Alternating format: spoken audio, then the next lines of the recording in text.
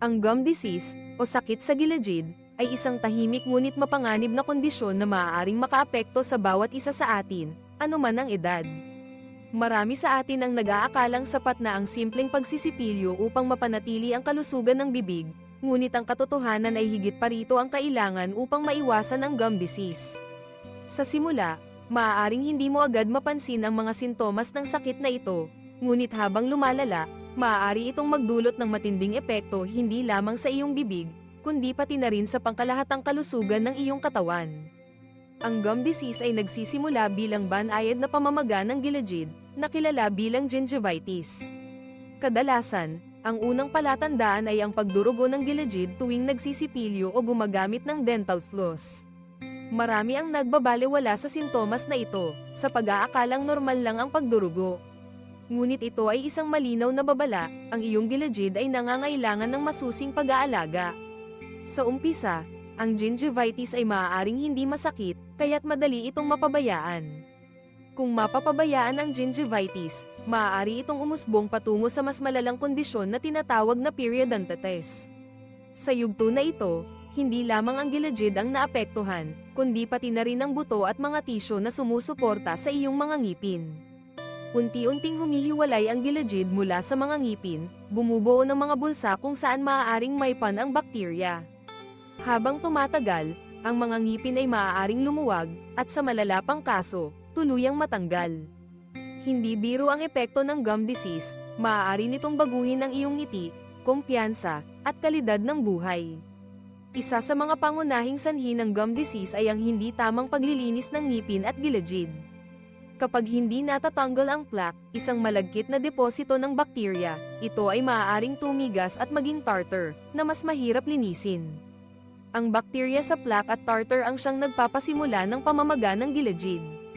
Bukod sa hindi pagsipilyo at hindi paggamit ng dental floss, ang paninigarilyo ay isa ring malaking salik.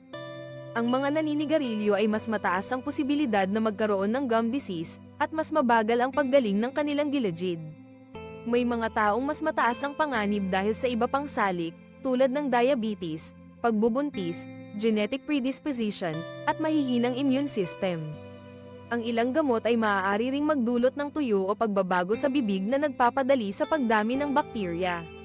Sa mga kabataang babae, ang pagbabago sa hormones tuwing puberty, pagbubuntis, at menopause ay maaaring magpalala ng pamamaga ng gilagid. Ano ang mga babala na dapat bantayan? Una, ang pagdurugo ng gilagid tuwing nagsisipilyo o nagde-dental floss ay isang mahalagang senyales. Pangalawa, ang pamumula, pamamaga, o pagiging masyadong sensitibo ng gilagid. Maaaring mapansin mo rin ang masamang amoy ng hininga na hindi nawawala kahit anong gawin.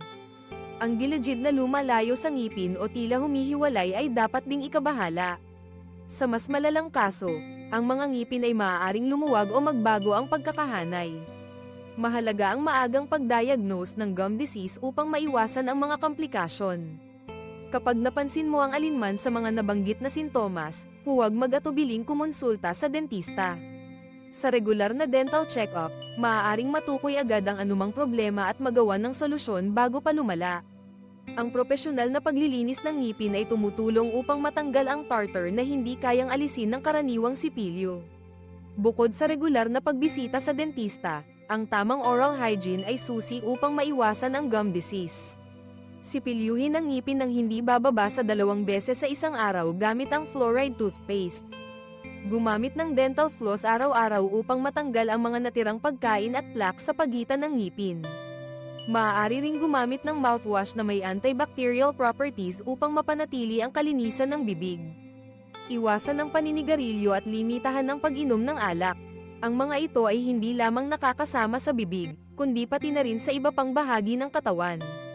Ugaliin ang pagkain ng masustansyang pagkain, mga prutas, gulay, at pagkain na mayaman sa bitamina C at calcium para mas malakas ang iyong gilagid at buto.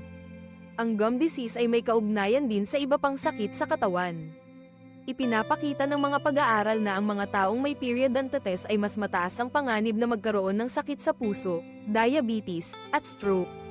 Ang bakterya mula sa bibig ay maaaring maglakbay sa daluyan ng dugo at magdulot ng pamamaga sa ibang bahagi ng katawan.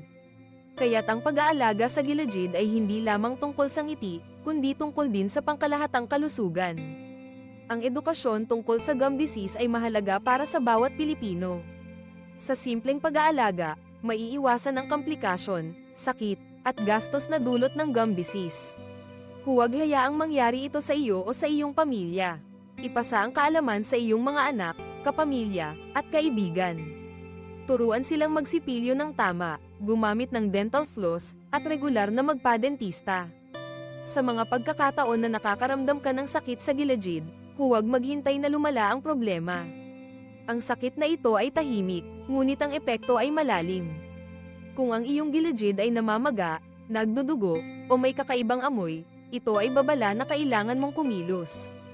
Hindi dapat ikahiya ang pagpunta sa dentista, ito ay tanda ng pag-aalaga sa sarili, sa iyong pamilya, at sa iyong kinabukasan. Ang gum disease ay maaring maiwasan. Sa simpleng hakbang, gaya ng tamang sipilyo, paggamit ng dental floss, pagkain ng masustansya, pag-iwas sa paninigarilyo, at regular na pagbisita sa dentista, mapapanatili mo ang kalusugan ng iyong bibig. Hindi mo kailangang hintayin na maranasan ang masakit na epekto ng gum disease. Kumilos na ngayon, ang kalusugan ng iyong ngiti ay nasa iyong mga kamay. Tandaan, ang malusog na Gilajid ay pundasyon ng matibay na ngipin at magandang ngiti. Hindi mahalaga kung anong edad, lahat tayo ay may responsibilidad na alagaan ang ating oral health. Huwag baliwalain ang mga babala. Sa oras na mapansin mo ang pagdurugo o pamumula ng Gilajid, kumilos agad. Ang simpleng pag-aalaga ay makakaiwas sa mas malalang problema sa hinaharap. Sa huli, ang gum disease ay paalala na ang kalusugan ng ating bibig ay konektado sa pangkalahatang kalusugan ng ating buong katawan. Ang pag-iwas sa sakit ay nagsisimula sa kaalaman at aksyon. Kaya't maging mapagmatsyag, maging masigasig, at huwag hayaang ang gum disease ay lumusot sa iyong pang-araw-araw na buhay. Ang iyong ngiti, kalusugan, at kinabukasan ay nararapat lamang na pangalagaan. Maraming salamat sa panonood. Sana ay nakatulong o naka-inspire sa iyo ang video na ito. Huwag kalimutang i-like kung nagustuhan mo, i-share para makarating din sa iba, at mag-subscribe ka na rin para updated ka sa mga susunod nating kwentong pangkalusugan at inspirasyon.